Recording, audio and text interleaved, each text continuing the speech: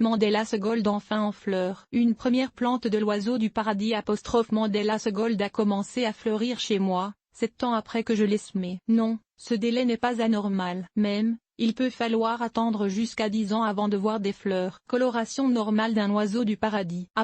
Mandelas Gold est nommé, bien sûr, en l'honneur de Nelson Mandela. C'est une sélection à fleurs jaunes de l'oiseau du paradis Strelitzia regin et une plante indigène de la région du Cap en Afrique du Sud. La forme normale offre des pétales orange et des sépales bleu-violet. La forme à fleurs jaunes, avec les mêmes sépales bleu-violet que l'espèce, fut découverte au jardin botanique Kirstenbosch, au Cap, dans les années 1970. Là on a soigneusement fait des sélections et des croisements pendant plus de 20 ans pour développer une lignée jaune qui est fidèle au type par semence. Nommée à l'origine S.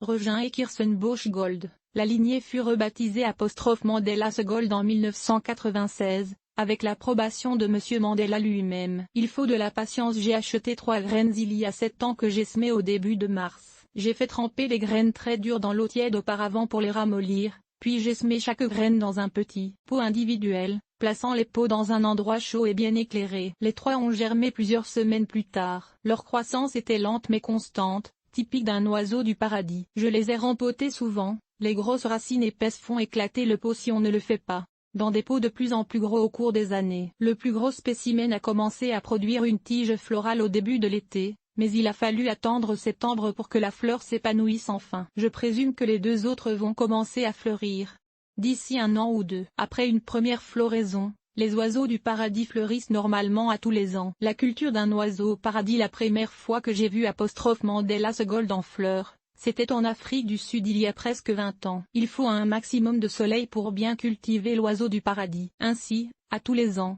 je mets les plantes à l'extérieur en juin pour leur offrir davantage de lumière. L'hiver, ils sont dans un emplacement ensoleillé de la maison. Tout terreau convient à cette plante facile. Elle préfère des arrosages réguliers pendant l'été, mais tolère plus de sécheresse pendant l'hiver. Comme elle préfère des températures supérieures à 5 C, je rentre mes plantes dès le début de septembre. Je fertilise occasionnellement entre le printemps et la mi-octobre avec n'importe quel engrais. Plusieurs jardiniers le conservent au frais, nuit de 10 C, pendant l'hiver, mais mon emplacement est à la température de la pièce toute l'année. La plante grossira encore pour atteindre environ 1 à 1,5 m de hauteur et 0,5 à 1 m de diamètre, soit environ le double de sa taille actuelle, et produira des divisions avec le temps, formant ainsi une touffe très dense. D'ailleurs, le plant qui fleurit commence présentement à faire une première division. Les feuilles épaisses rappelant un bananier, un lointain parent, résistent aux insectes et aux maladies, bien que j'ai déjà eu de la cochenille farineuse sur un autre Strelitzia dans le passé. Les graines de Mandelas Gold coûtent assez cher,